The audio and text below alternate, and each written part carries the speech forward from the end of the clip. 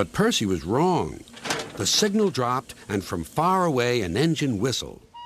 "Here he comes!" yelled Douglas. Stepney puffed proudly through the junction.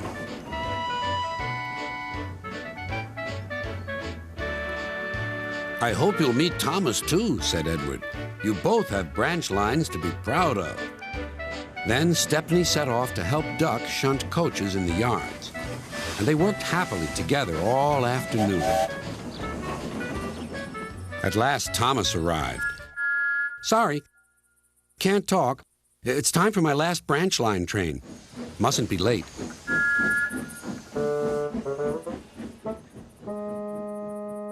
He was hardly out of sight when the engines heard shouting at the station.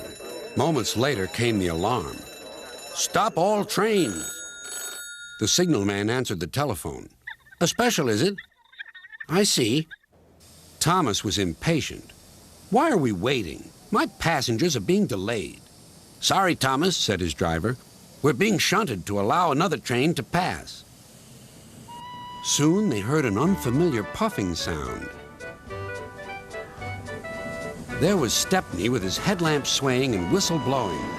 He gathered speed and disappeared.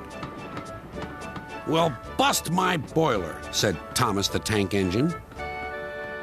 Next morning, he was still fuming. "Shunted, and on my own branch, too. It's a disgrace." "I'm sorry," said Stepney. "I was a special." "Why?" "An important passenger arrived just as you left. He ordered a special train, and Duck let me take it. We had a splendid run, but, finished Thomas, "it can make an engine nervous not to know the line." "Exactly," said Stepney. "You're such an expert."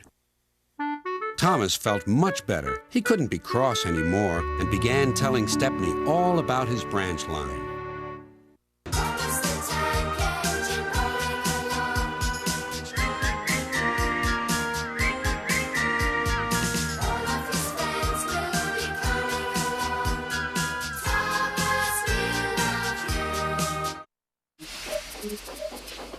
Thomas the Tank Engine was grumbling to the other engines. "I spend my time pulling coaches about, ready for you to take out on journeys." The other engines laughed. "Why can't I pull passenger trains too? You're too impatient," they said. "You'd be sure to leave something behind." "Rubbish," said Thomas. "I'll show you." One night, he and Henry were alone. Henry was ill. The men worked hard, but he didn't get better.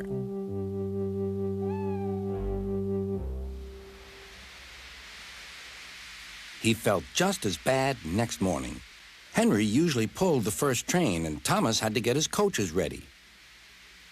"If Henry is ill," he thought, "perhaps I shall pull his train."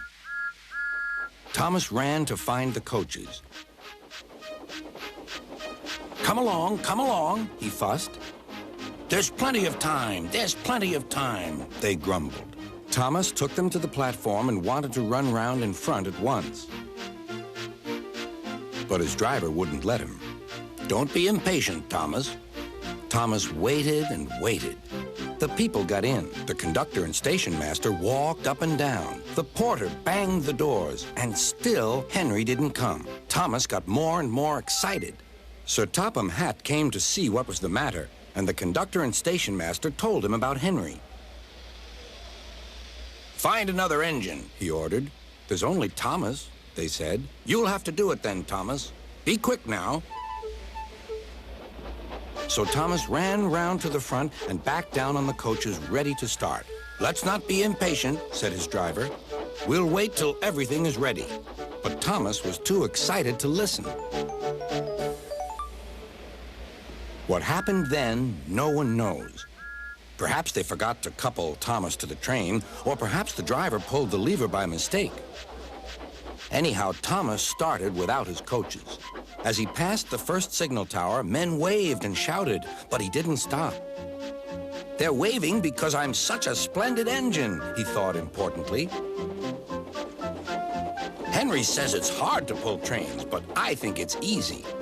Hurry, hurry, hurry, he puffed, pretending to be like Gordon. People have never seen me pulling a train before. It's nice of them to wave. And he whistled. Beep, beep. Thank you. Then he came to a signal at danger. Bother, he thought. I must stop. And I was going so nicely, too. What a nuisance signals are. He blew an angry beep, beep on his whistle. The signalman ran up. Hello, Thomas, he said. What are you doing here? I'm pulling a train, said Thomas. Can't you see? Where are your coaches, then? Thomas looked back. Why, bless me, he said, if we haven't left them behind. Yes, said the signalman. You'd better go back quickly and fetch them. Poor Thomas was so sad he nearly cried. Cheer up, said his driver. Let's go back quickly and try again.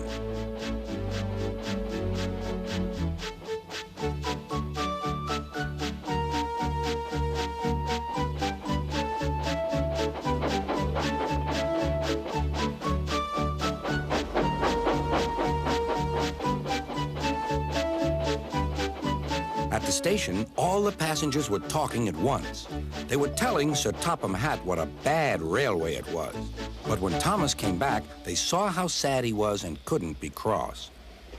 He was coupled to the train, and this time he really pulled it.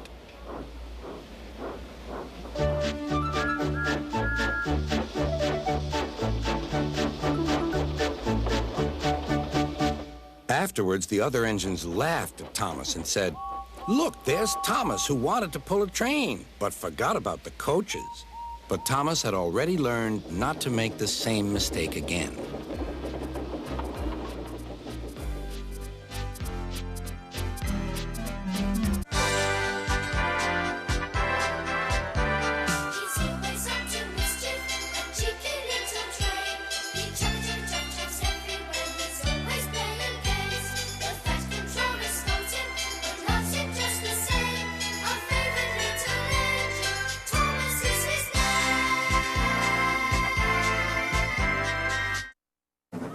Gordon the big engine and Thomas the tank engine puffed buffer to buffer back home.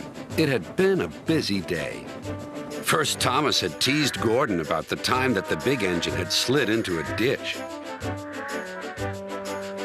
Then Thomas fell down a mine and Gordon came to his rescue. Remember, Thomas, called Gordon grandly, united we stand, together we fall. You help me and I'll help you. I'll remember, replied Thomas, but I hope Sir Topham Hatt forgives us soon. Suddenly, they noticed something. As the two engines whistled into the sheds, everywhere they looked, they saw paint pots and painters. Bust my buffers, said Thomas. What's happening? Shh, whispered Percy. Sir Topham Hatt's going to tell us now.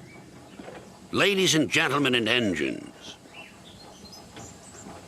I am honored to inform you that Her Majesty the Queen herself is coming here to visit us. Now, on with the preparations. The engines wondered who would pull the royal train. I'm too old to pull important trains, said Edward. I'm in disgrace, sighed Gordon. He'll choose me, of course, boasted James. You, snorted Henry, you can't climb hills. He will ask me to pull the train, and I'll have a new coat of paint. Then the rain came. Henry's driver and fireman covered up their cab to keep dry. A painter was on the ladder above the line. Henry's smoke blew high into the air. The painter couldn't see. Both he and the paint pot fell all over Henry. Poor Henry. Well, you're not a pretty picture, sneered the painter. Sir Topham Hatt spoke next. You look like an iced cake, Henry. That won't do for the royal train. I must make other arrangements.